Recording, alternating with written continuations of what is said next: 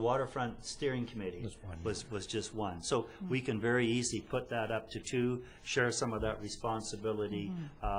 So that works. Now back to Councillor Ryan. Are you giving me the final word, or you? I'm going to give you the final word. Well, I was wondering if you were going to, if we went to 2, if you were going to change your resolution. Oh. Well, you were saying that we don't necessarily have to put that in the in this bylaw. No, I don't think so. No. I mean, I think, as you say, that's your prerogative. No, I think I'm prepared to as a to stay with it, and yeah. Okay. And because basically, if the majority are opposed to it, then clearly they would like to go back to the original. Sure. Okay. So for the record, Councillor Ryan has pulled back the change. No, I haven't. Oh, you haven't? No, I'm saying you're going to go forward. I made it, and I feel strongly enough about it to support it. Yeah. Okay. And we still don't have a seconder for that. Okay. Okay. Seconder. Is there a seconder for the motion? Is there a seconder for the motion? Is there a seconder for the motion? That motion dies. Okay. Now we'll be going back to the options. So we'll be looking for a new resolution here. Councillor Rhodes. Thank you, Mr. Mayor. So I would recommend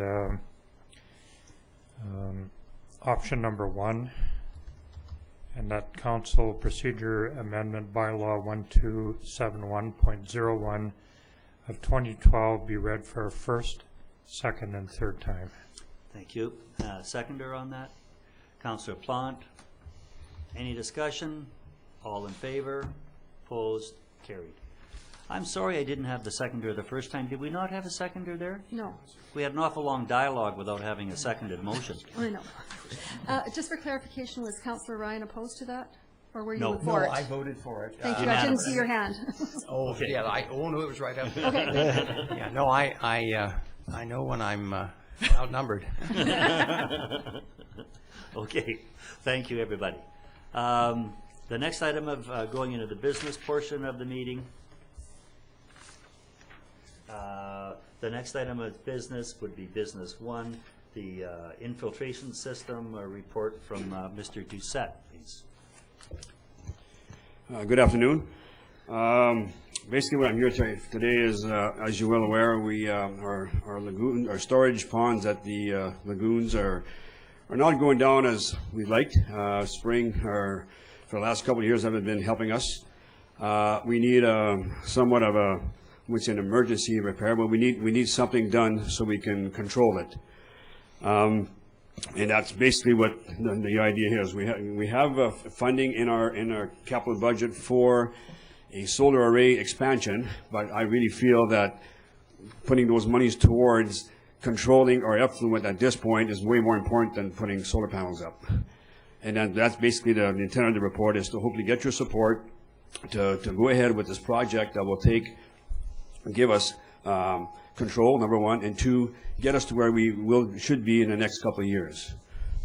And that's the key to this. So, and in our 5-year plan, as you know, we are planning to expand our spray effluent areas, like maybe the high school field or the airport, but we're not there yet. Like I say, it's in the next few budgets, but it's going to take time for us to get there. And this project that we're going to be doing here will get us through that, plus get us to where we should be, and also give us control in the future if ever we get situations where things don't work out properly. So basically, all I'm asking from council, your support to switch the monies from the solar array to this project so we can go ahead with it. Okay. We have all the Ministry of Environment approvals. Terry Underwood and myself met with the Ministry of Environment, explained the situations that we're in, they understand, and then the plan is in place. All we need now is to go ahead and the funding for this project. Okay. So if this would be the one south of Desert Park? That's exactly right. Yeah, it would take basically a line from the north track, basically where our pumping station is now, past the Portuguese Club, and into that south gravel pit. Okay. And we have other substances in there anyway. Yes, it is our storm outlet for the golf course area, the whole golf course area. That's right. And Yeah. did we not put some sludge in there at one time also? Yes, we did. Yeah, the dried up, has been in there as well. Yeah. So, and again, like I say, hopefully in a couple of years from now, that'll be more of an emergency situation, Right. and we'll not have to use it. But for now, it is an emergency situation, and we need to get that in there. I know the wet springs, the last 2 wet springs. Well, look at Mr. Doucette's hair. Yeah, it's more than just effluent as well. Yeah. No, it's we've been in some not crazy situations, but certainly the lagoons have been, with it being spray effluent, they certainly have filled over the winter, and we've had 2 springs here where the golf course didn't want any product, and there was a lot of water there that. And they did try. I guess so did we at Desert Park, but there's just so much water you can put on without causing more damage as well. So, again, this situation here would give us as operators control of the levels so that we know we're in good shape. While we're on this topic, I always get concerned because the town has a hold on the piece of land across from the desert center and adjacent to the landfill. Yes. We have a hold on that, or the Crown has a hold on that for future expansion of the spray effluent program. And it was sort of being talked about and triggered when that whole Willow Beach project was going in at 1,100 units and that. Should we be actively moving that forward to make sure that we maintain control on that? I always have a negative feeling that might get snatched away from us for a different use at some point. You should always keep land and also gravel. One of the two, those are important things to keep, sort of thing. Yeah. Okay. And there's no doubt, like eventually with time, we will need that. Like I say, we are planning on expanding. We'll go one step at a time, and then this would be probably a good place if environmentally acceptable for effluent for sure to keep. Okay. Councillor McCourtoff, roads, please. Thank you. I would definitely like to suggest that we move the solar array expansion project to the back burner at the moment and transfer the funds to the reclaimed water system expansion.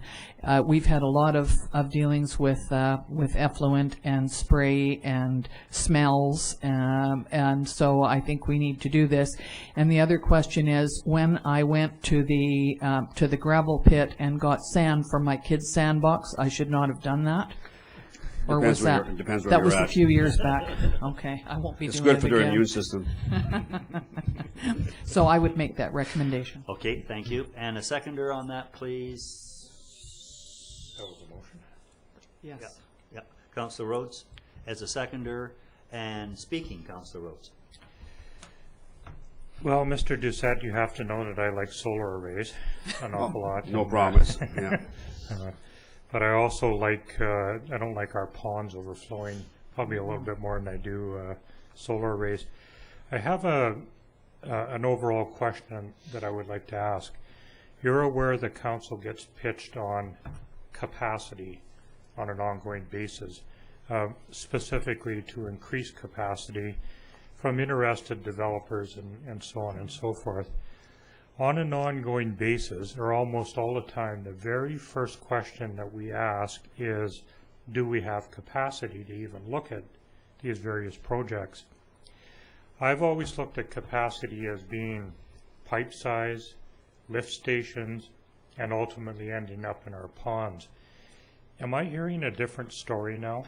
No, I don't believe so. Because I'm hearing a chronic problem over a fairly lengthy period of time, and it is very much a part of our capacity, our ability to retain and deal with those products in our ponds. And now I'm a little concerned. I know the solution is to build more, better, broadcast it somewhere else, but what if somebody wants to sign on a sizable development now, like in 6 months or so, and they start flushing and using that? We'll have to expedite our spray effluent areas, that's for sure. And that's which we're planning on doing regardless. You know, and again, like I say, we've, over the past 10 years with all the development, we've been at it, there's no doubt. And then looking at the budgets, as you can tell, like about 2 years ago, we did add these additional reclaimed areas for that purpose of possibly to deal with what we have now, plus new development. I just have a bit of a concern when the answer to do we have capacity is always yes, and then having to solve the problem by spending extraordinarily high volumes of money to solve it. That kind of says to me that we don't have capacity. Well, I guess at this time, depending what we're looking at. I mean, if we had a big development of maybe not, there's no doubt. But the thing is, like, again, like I say, I can have to get the numbers out to the point where I say, once we do these expansion areas, we'll be good for another, who knows, 1,000 more connections or whatever. I don't have those figures in front of me now. Because there's a big difference between having a pipe big enough to handle the capacity, but at some point or another, it has to end up in a location as our ponds accommodate. But are you talking outside the town boundaries or inside the town boundaries? Because right now, inside the town boundaries, we're pretty well all developed.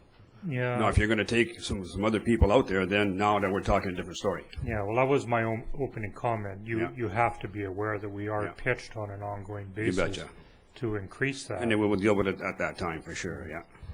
Okay. I'm sure reports will have to come back for that reason. Okay, and I guess it may be that some of our infrastructure money just keeps being directed in this area. We have water, and we have sewer money, we have reserves. I think they're both sitting there, fairly healthy reserves.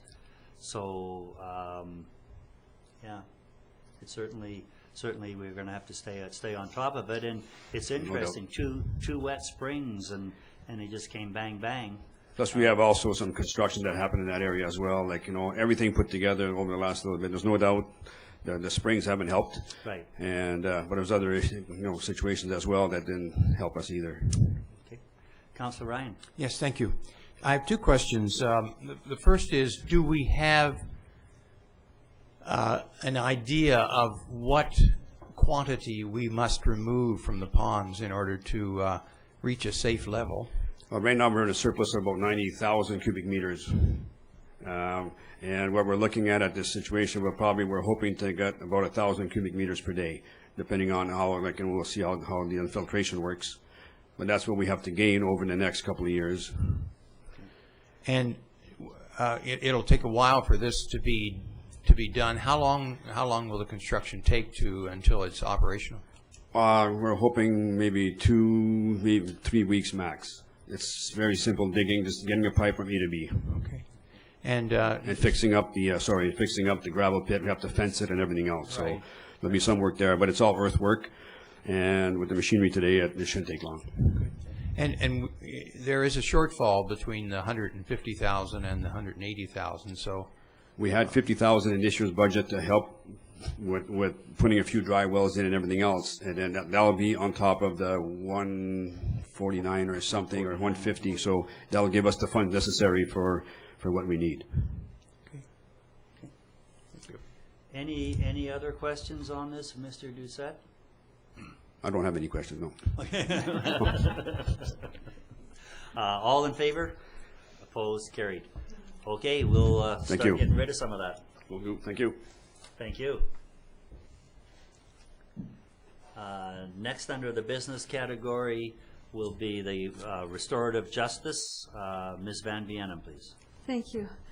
The Solicitor General through the RCMP provides for a restorative justice program. This program provides an alternative to the court justice system for young offenders or first offenders who have had minimal contact with the RCMP in the past. Instead of putting these individuals through the court system, which could take months, it puts the victim and the offender together and allows them to have a dialogue and come to consensus on how to repair the damage. This is a voluntary program, and both the victim and the offender must agree to participate. This program is currently running in Penticton and Oliver. In Oliver, it is done through a committee established by council and includes 4 community members, RCMP representation, and 1 council member as a committee member. This committee sets up policies and procedures for the program and meets periodically to ensure the program is running effectively. This program is community-driven, and volunteer facilitators are needed. These facilitators are trained under the program and contribute about 10 hours per year. The facilitators are trained and scheduled through the Restorative Justice Coordinator out of the Penticton RCMP detachment. Funds for this program are available by application through the Solicitor General's office. Council reviewed this program in 2011, and a subsequent meeting with staff, school officials, RCMP, Councillor Ryan, and former Councillor Chazzy was held. There was agreement that this would be a beneficial program for Osuis. The next step is for council to establish a committee. It would be beneficial for this committee to be established by council and consisting of at least 1 council member to ensure coverage through the MIA. It is suggested that the same makeup as Oliver, where 1 council member and 4 community members are appointed. Once volunteers are established and council has appointed the committee, the Oliver Committee, as well as the Restorative Justice Committee coordinator out of Penticton, have offered to attend the first meeting. Implications for the community: an alternate means of obtaining justice for non-serious crimes, organizational, staff time in setting up meetings and advertisements. Budget is neutral. We get funding from Solicitor General, and we pay it out. And sustainability: minor crimes could be dealt with in a local setting rather than sending RCMP victims and accused to Penticton for court hearings.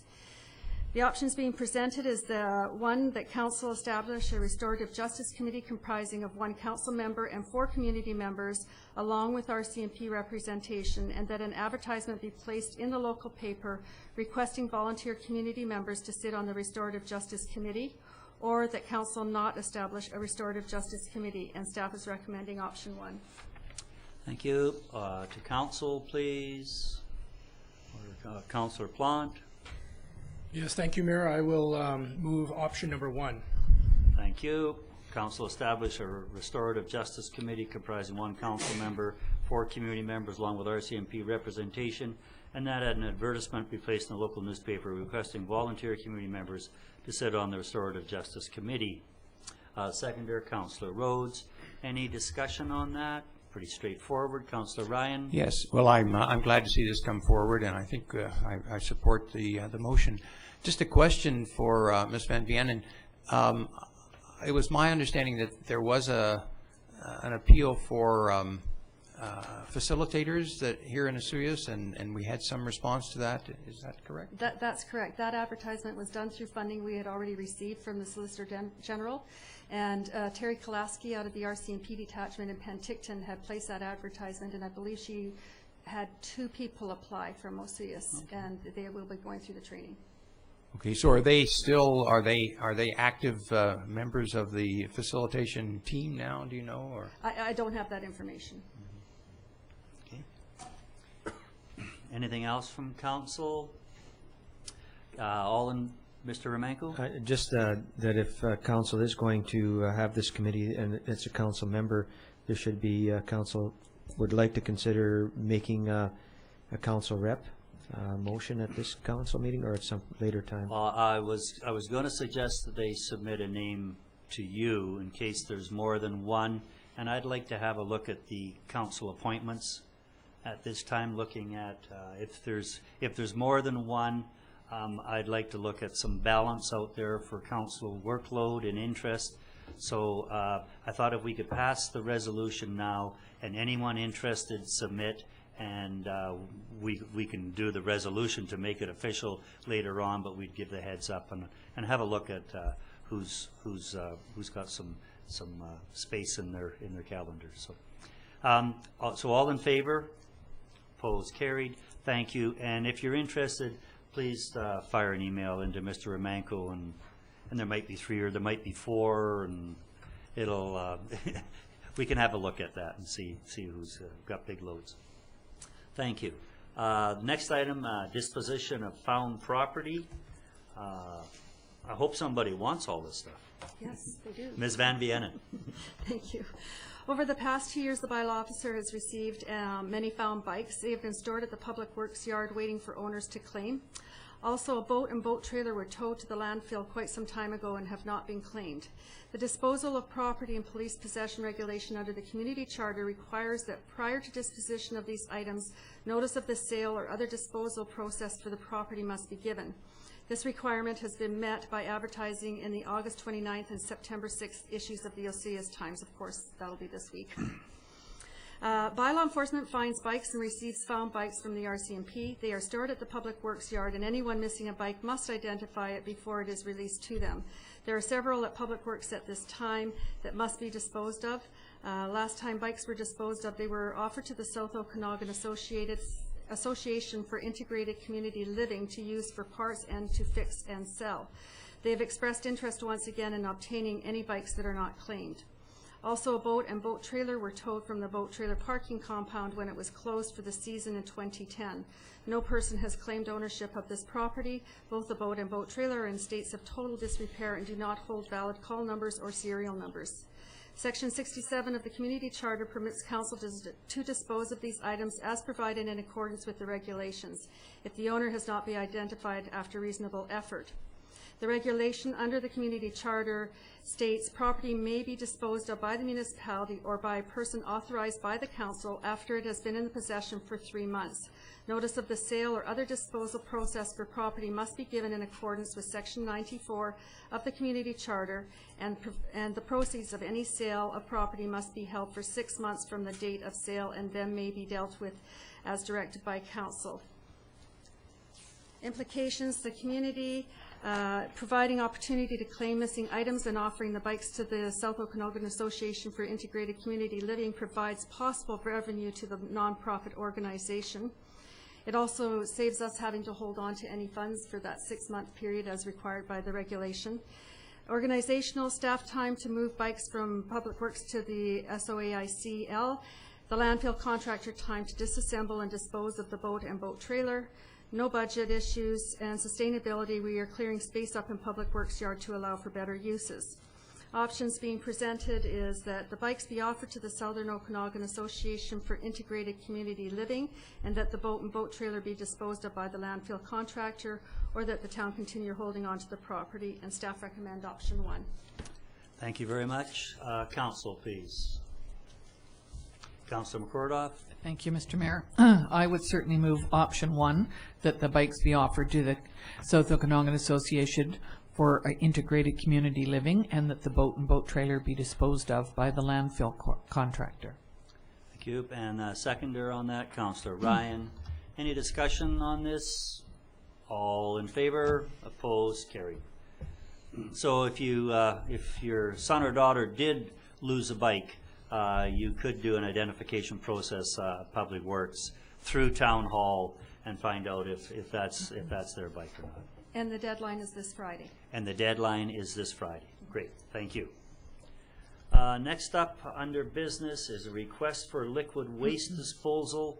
I think after our previous long discussion, I'm just going to mention that this is not going into the lagoon. This is liquid waste to be disposed of at the landfill where we have the 4 cells up there to receive this product. So while we were just talking about capacity and all those issues, that was related to sewerage. This is septic tank product from the Cottages on the Lake, which is the new development in the northeast corner over on Oceas Indian Band lands. They do have a tertiary treatment plant going in. They would probably like to be in the neighborhood of 30 houses before they get that going. And this would be an area for them to do a pump and dump up by the landfill, very similar to what Willow Beach has been operating under ever since they had to put in their sewer system out there into a holding tank. So, Mr. Romanko, were you going to lead this? Well, you were doing so well. You know. I only started out for the confusion factor after just having talked about capacity. Here we are looking at receiving more of this product. Mr. Remenko, I'm Okay, sorry. I'll make reference to the formal report. Okay. And attached, you'll find a letter from the Cottages on the Lake requesting interim sewage disposal for Cottages on the Lake on the Suyas Lake. As noted in the letter, the developer is asking the town to receive hauled liquid waste from their development for a maximum of 30 homes. The liquid waste would be hauled to the landfill and deposited in the liquid waste pit. The developer identifies a maximum amount of 25 cubic meters per day for the 30 homes.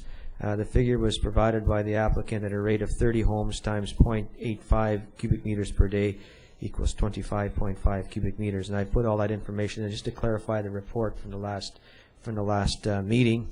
Administration has verified with True Engineering that this measurement is a fair measurement of potential waste product from a single household and the total output from 30 homes. This figure will be seasonally adjusted to the seasonal use of the homes. The liquid waste facility was developed in cooperation with the province and the regional district. In the past, there was a revenue sharing agreement, but changes are being proposed with the new agreement to enable all revenues to come to the town. The developer is also exploring other avenues to accept as development sewer waste. The developer has stated he will require this service from May 1st, 2013 to June 2014. Capacity at the liquid waste facility will be available because the effluent from Willow Beach will be flowing through the northwest sewer line. Our liquid waste facility was taking waste from 40 Willow Beach units. This item was deferred from last council meeting, and additional information request was made by council. The motion by Councillor Ryan and seconded by Councillor McCordoff was to defer the matter and the request until council meeting on the 4th in order to get more information on a number of signed offers that have been received by the developer. The information we received that the applicant is that 26 sales are confirmed and 4 are tentative. The developer is confident that 30 target will be achieved and the waste plant be operational May 2014. Implications from the community: the Desert Center will continue to be impacted by hauled liquid waste. There's no organizational impact. Budget: the town will benefit from the revenue generated from receiving the effluent. Charging methods include porton or development of a flat fee for service. Council may wish to consider adding an amenity charge to the rate to act as a latecomer fee. Sustainability: environmental damage from hauled liquid waste will be limited to a contained area. I've presented 6 options, the first being approve the request to provide the service to a maximum of 30 units at their current per ton liquid waste rate, and an amenity charge be determined by council. Administration is recommending that the current $38 per ton rate plus 20% amenity charge. Number 2, approve the request to provide service to the cottages in the lake to a maximum of 30 units at the liquid waste per ton rate with no additional amenity charge. Option 3, provide administration with another rate that will require changes to our fees and charges bylaw. Number 4, make an offer to take the waste at a flat rate. And number 5, deny the request for service. And number 6, request additional information. The recommendation: administration recommends option number 1. A 20% amenity fee can be charged to remain consistent with other extraterritorial sewer charging policy. This amenity fee reflects the service area has not contributed to the initial capital cost of the facility. The per ton rate method is recommended to encourage the developer to develop his own facility. Thanks, Mr. Remenko. Council, please. Councillor Ryan. Yes, Mr. Mayor, I would be happy to move the approval of option 1. Okay, thank you. And seconder, Councillor Rhodes. Discussion, please. I have a question, and so the $38 per ton, that's what everybody pays that uses that, like Darlorn and people like that. And then we're asking for a 20% amenity on top of that. That's the recommendation. That's the recommendation. Thank you. Councillor McCordoff?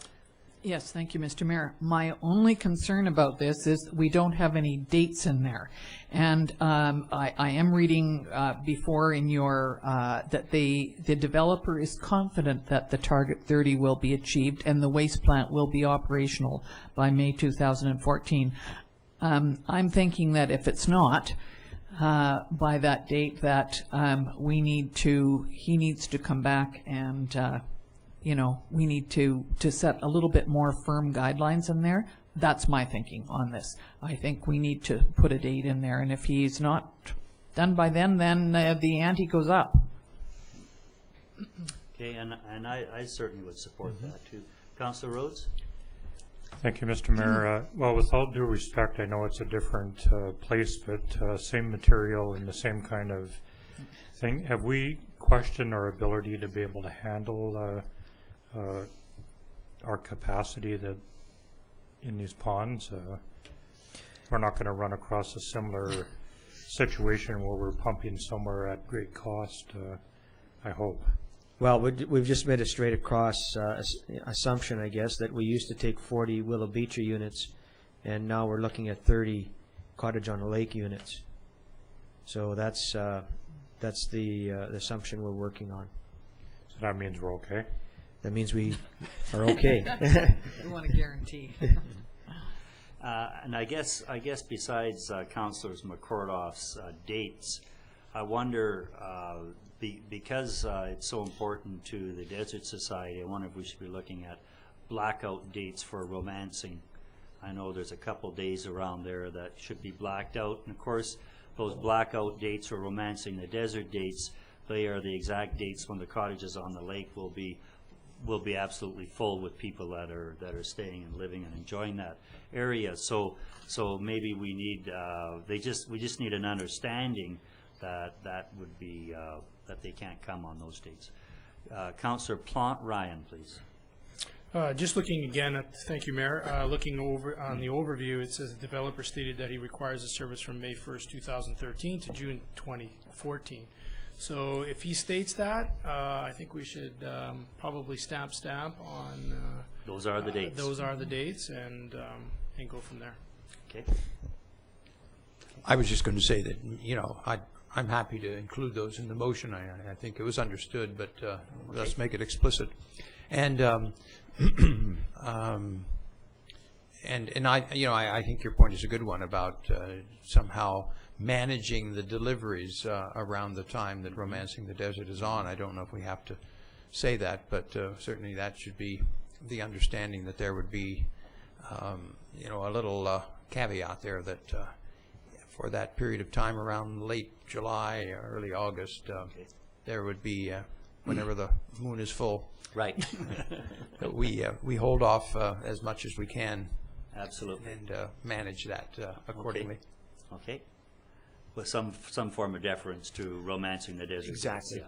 Because that can either be July or August, or depending on the moon. So, okay, that's great. Councillor McCordoff. Yes, thank you. I'm just wondering, would this whoever it is that moves the sewage, would they have a key to get in, and presumably, no, they'd have to go in within hours? Yes. I understand that Willow Beach, when they were moving some of it up there, that they had a key and they were able to go in the evenings or something. Okay, so that could solve that problem then about romancing, if they were only able to do it on the dates that right. the landfill was open. Okay, that's all. I think the operator up there, B&B, I believe they serve good notice when they would not be receiving any of those products, and it would always be around, on that romancing date. Okay. On the Friday or the Thursday, they do a shutdown there, giving ample time for everything to dry up. So I think that's sort of in hand, and the key to the gate, it started that way, it didn't end up that way. So I think they'll just be within operating hours. Any further discussion?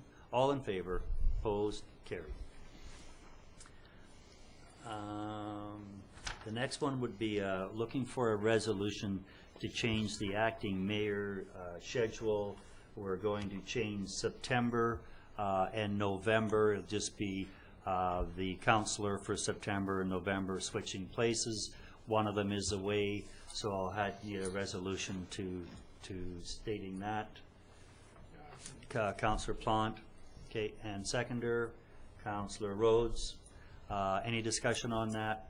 This is just a legal entity. Our acting mayors are done legally. So when we are moving them, they have to actually be done by resolution of council, which is on the table. All in favor, opposed, carried. Ms. Van Vienen, I didn't get that right? No, that's fine. Did you want the resolution read out, Oh, though? we just did, but go ahead. I didn't have it here, so I didn't have the resolution. So Councillor Plante did it well. Great. Going into some reports, general accounts, to approve general cash fund requirements in the amount of $669,397.60. Sunbolt fund cash requirements in the amount of $14,393.30. And payroll accounts in the amount of $78,285.36 for the period of August 4th, 2012 to August the 17th. That one to be received for information. Any comment on any of those three items? Hearing none, they will be adopted by consensus. And there's into committee reports. There's no committee reports coming forward. No CAO report for this meeting. Councillors report, going right into Councillor Rhodes, please. Well, thank you, Mr. Mayor. I don't have an awful lot to report on. I've been awfully busy traveling back and forth from Edmonton for the marriage of my daughter and the birth of a grandson. Regrettably, I wasn't able to do them both at the same time, so it required 2 trips. But I did want to mention, and I don't want to steal anybody's thunder, I'm sure the mayor will be talking about it, about the celebration of the completion of our Northwest Sewer project. And each of us that were involved in the many challenges that we faced and the difficult decisions that were made to get this project off the ground and developed and completed. Boy, there was a lot of times when I wondered what the heck I was doing. I'm echoing Councillor Ryan's comments earlier. Yeah, there was a lot of peaks and valleys. But you know, when it's all done and you have a little bit of an opportunity to reflect on these projects, it really does feel good to be a part of it. And the many, many positive things that are coming out of this and the contribution to the well-being of our lake, it's just an outstanding project, so much positive benefit. And it really did feel good to sit around in a group during this celebration of people that were, you know, perhaps adversarial at one point, they didn't believe it, and sit around with them and hear the positive comments about how well it's going to work in the future and the positive benefits. And I also wanted to mention great job, Mayor Wells, for emceeing the event. Councillor Ryan, your historical perspective was wonderful. And a huge thank you from me to everybody else who was involved in the celebration and made it possible. And you know, the benefiting property owners are really the ones that I would like to thank an awful lot. You know, a lot of them changed and helped morph this project into something that's just really good in our community right now. That's pretty much it for my report. For all of those naysayers that have been bugging me about not shopping locally, I'd like everyone to know that I am now 61 days of not crossing our border to shop. That sounds like we're going to hear an ongoing count. Congratulations. Councillor McCordoff, please. Yes, thank you. I was just thinking over the last couple of weeks about some of the very pleasant things that have happened in our town, not only visitors, but town staff and a lot of volunteers. And I just have 3 of them, 3 instances that I would like to just to talk about. One is at the last council meeting, there was talk about the Red Cross loan cupboard being shut down. And there were several people that were most adamant that the cupboard should be started up again, and so since that time, since 2 weeks ago, there was a town meeting or in the chambers here with Councillor Ryan and me and several volunteers who are very gung-ho to get this returned. So a letter has been sent by Mayor Wells to the Red Cross people in Kelowna, and I would just like to point out that that was due to a lot of people feeling very good about doing something, not only council members but several volunteers in the community. So well done. The second thing that I want to mention is, and I know Mayor Wells has done this already in an email, 3 people, local volunteers, Brian Holgate, Brian Fultonson, and Donelda Wood, went out in the lake water quality boat one day and rounded up some of the dead salmon that were here, and there's been quite a lot written and about why those salmon were there. Many people have been out fishing and have had a wonderful time getting terrific salmon and barbecuing it, including some staff from here. But those 3 went out, cleaned up a lot of the salmon, contacted, I believe, Councillor Ryan, who contacted CAO Romanco, who contacted Public Works, and that was handled very well, and everything went through beautifully, and it was picked up, and we'd just like to say thank you to all of those people. The third thing was last Friday, I'm involved with Market on Main, and last Friday the president of Market on Main phoned me and said she was having a lot of company. No, it was Thursday, and she said the banner across Main Street for the market had been ripped and needed repair, so it had been taken down by Public Works, and you know, just wondered what we could do about it. We were coming up to a busy weekend, and that banner was certainly something that drew a lot of people into the Market on Main on Saturday mornings. So I phoned Public Works and asked if I was able to get the banner fixed, would they be able to put it up the next day, and they said they would certainly try. So I went over, got the banner, took it to Julie Dekteroff, who, in the middle of making pies, which is her summer job on a long weekend, completed the fixing of the banner, phoned me. I got a check from our treasurer, took it back up to Public Works before they closed at 2 o'clock, and lo and behold, the next morning it was back up on Main Street. So thank you to all of the people that work in this town and all of the volunteers. You make this town great. Thank you. Thanks, Councillor McCordoff. That was a nice report. You weren't offering to stay at Julie's and pit peaches or anything, were you? No. No way. Councillor Ryan. Thank you, Mr. Mayor.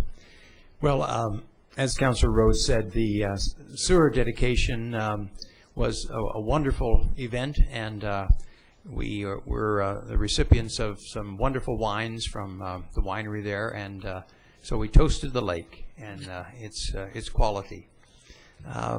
Also, we're very hopeful. The letter to the Red Cross went out, I think, last Friday. So with a long weekend, we haven't heard back from them yet. But we, with the help of Virginia Cook and others, about 26 volunteers were identified, and Councillor McCordoff and I also identified and viewed 3 premises that could be used for this. So, and we even have 1 or 2 people who are willing to take this on and be the coordinator of it. So it seems to me that we've presented them with a proposition they can't refuse. So we hope that that's correct. I just wanted to mention, because we're going to have another big opening this week, I think, and that is the I hope I'm not stealing someone's thunder, the new washrooms around town. And I've been pondering all weekend how you dedicate a washroom. I'm not sure, but I'm sure we'll find a way. But they have some wonderful features, and I just want to talk about a few of them. And to say as well that these were designed and project managed by our own Neil Padgett, our senior building inspector. They are equipped for 4-season use. They have heat and light. They also have skylights so that in the spring and summer and fall there'll be outside lighting. There's been a real emphasis on conservation, so there are sensor switches that power the lighting and minimize the use. The faucets are spring-loaded so that you have to keep your hand on them to get a little water out, and so it minimizes the use of water. There are both hand dryers and paper towels. The fixtures are stainless steel. They're wall-mounted. A lot of the valves and so on are all hidden in the wall, so they can't be tampered with. And they're barrier-free as well for persons with disabilities, physical disabilities. Countertops are going to be of a cast concrete, and the walls and doors and so on have a graffiti coating. So it sounds like they're going to be wonderful. I can hardly wait to see the inside of them. And I know that they will be used. There's going to be one at Goodman Park that will be open all the time because that pathway is used a lot, and also the one at Gyro will be open in the winter as well as the summer.